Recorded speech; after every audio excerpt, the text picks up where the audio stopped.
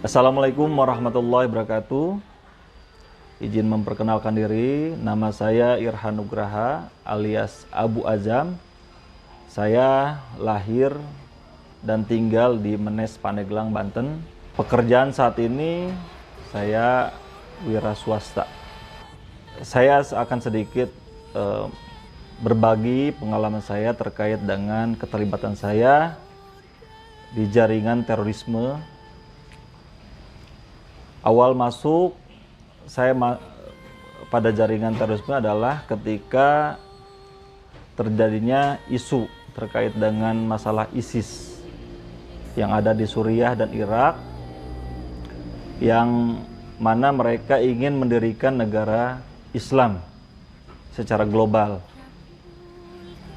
Bermula dari itulah akhirnya saya termotivasi ingin mencari tahu kebenaran terkait dengan masalah ISIS, sehingga saya membaca banyak artikel-artikel terkait dengan apa yang menjadi pemahaman dari ISIS melalui media online, baik Facebook, Telegram, Instagram, dan YouTube dan sebagainya. Dalam masa pembelajaran, dalam masa pencarian informasi terkait dengan ISIS itulah sehingga saya terdoktrin melalui pemahaman-pemahaman yang mana kelompok ISIS berikan melalui media-media online. Sehingga dari media online inilah ketika sudah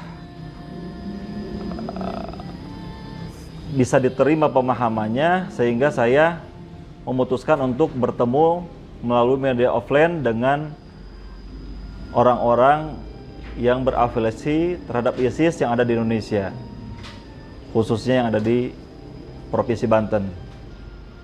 Nah, dari situlah akhirnya saya bertemu, kemudian mengkaji lebih dalam lagi, pendalaman lagi terkait dengan pemahaman ISIS, sehingga semakin terdoktrin apa yang menjadi pemahaman saya.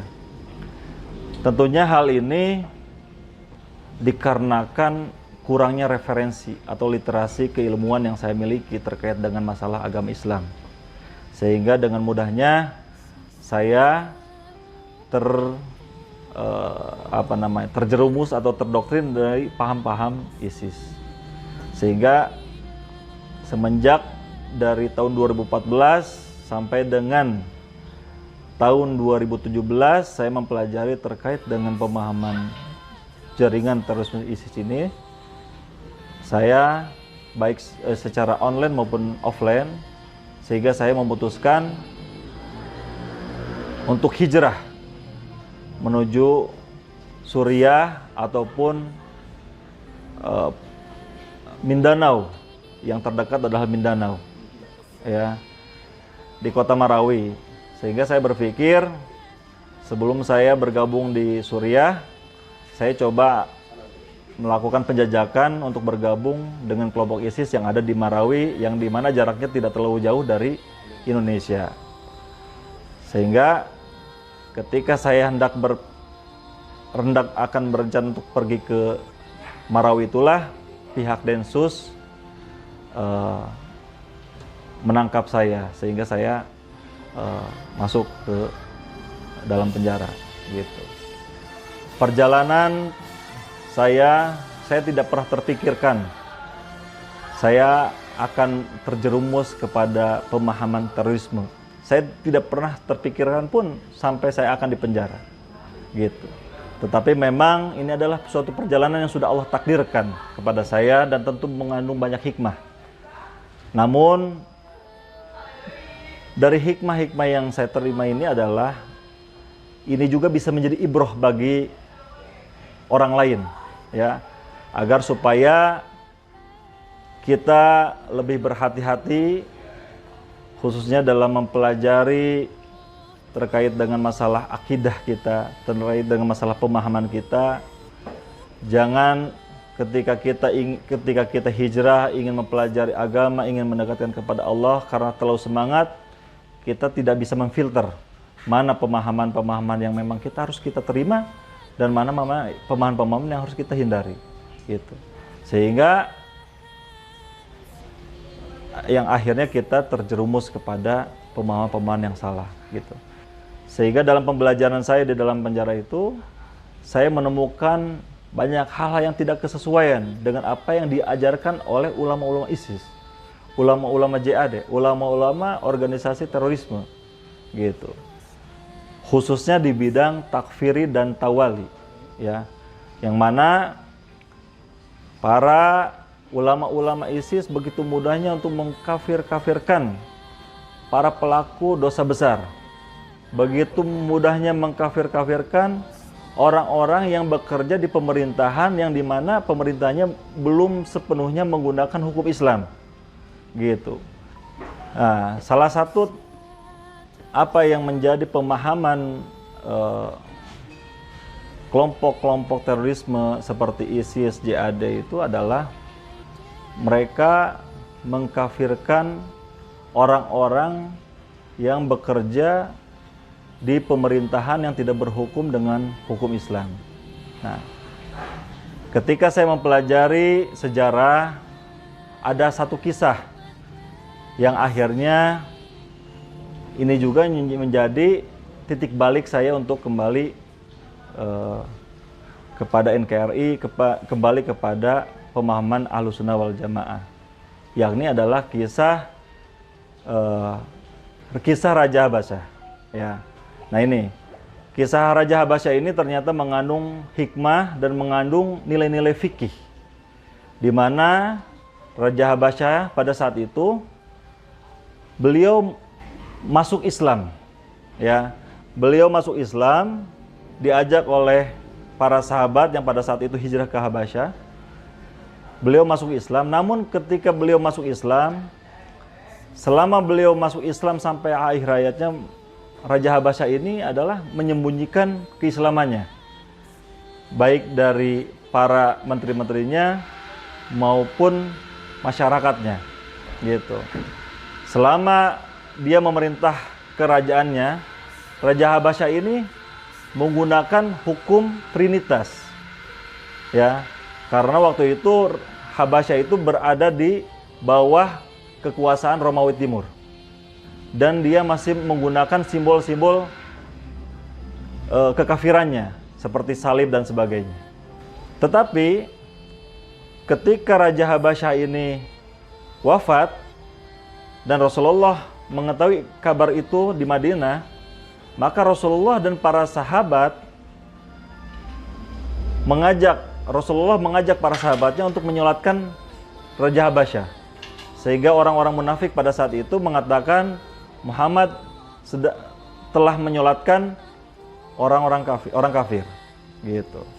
Padahal Rasulullah menghukumi Raja Habasyah itu seorang muslim, walaupun dia menyembunyikan keislamannya, baik semenjak dia masuk Islam sampai di akhir hayatnya. Rasulullah saja yang dimana dia adalah manusia pilihan, kekasih Allah, masih bisa mentoleransi, menghukumi seorang muslim yang karena keuzurannya itu dia tetap menggunakan hukum bukan hukum syariat, hukum Islam. Tapi oleh Rasulullah hukumi dia tetap sebagai muslim gitu. Apa gerangan dengan kita yang hanya gara-gara presiden kita, pemerintahan kita menggunakan hukum yang tidak sepenuhnya menggunakan hukum Islam. Ya, padahal statusnya dia seorang haji misalnya, sudah melaksanakan ibadah haji, dia sudah melakukan sholat, dia sudah menunjukkan keislamannya. Bahkan lebih daripada Raja Habasyah. Hanya satu saja, dia belum bisa menjalankan hukum dalam rangka pemerintahannya ini, belum bisa menjalankan hukum Islam secara kafah. Lalu oleh kita dengan mudahnya dikafirkan gitu. Apakah pantas bagi kita gitu, yang dimana keilmuan tentang keagamaan ini masih jauh gitu dibandingkan Rasulullah gitu. Dan disitulah akhirnya menjadi titik balik saya dan rekan-rekan yang lainnya yang sudah NKRI untuk merujuk dari apa yang menjadi pemahaman yang selama ini salah gitu kepada pemahaman-pemahaman yang mudah-mudahan insya Allah adalah pemahaman-pemahaman yang ahlus sunnah, pemahaman-pemahaman yang benar gitu. Jadi nanti artinya saya menghimbau kepada seluruh masyarakat atau khususnya kepada ikhwan-ikhwan yang masih memiliki pemahaman-pemahaman takfiri agar memperbanyak referensi atau literatur terkait dengan ilmu-ilmu keagamaan ya. Karena tentunya banyak hal yang masih belum kita pahami terkait dengan masalah keagamaan ini. Untuk itu, jangan terburu-buru, jangan gegabah dalam menghukumi seseorang, entah dia kafir, munafik, musyrik dan sebagainya. Tetapi berupayalah bertabayun, berupayalah untuk terus mencari referensi keilmuan terkait dengan masalah keagamaan khususnya. Gitu. Pelajarilah agama dengan baik, ikutilah petunjuk-petunjuk apa yang sudah diajarkan para ulama-ulama ahlu sunnah. Insya Allah kita akan bisa menjalankan kehidupan ini dengan damai, tentram, dan bisa menjalankan kehidupan ini sebagaimana apa yang diperintahkan oleh Allah dan Rasulnya, yaitu Islam sebagai rahmatan lil alamin. Selanjutnya terkait dengan himbauan saya kepada masyarakat umumnya secara umum, khususnya kaum milenial yang ada di Indonesia ini, khususnya Provinsi Banten, agar lebih bijak dalam mengambil referensi keilmuan keagamaan ya. Jangan kita juga mudah menerima keilmuan yang ada di media sosial tanpa meng-cross check atau menanyakan, memberikan perbandingan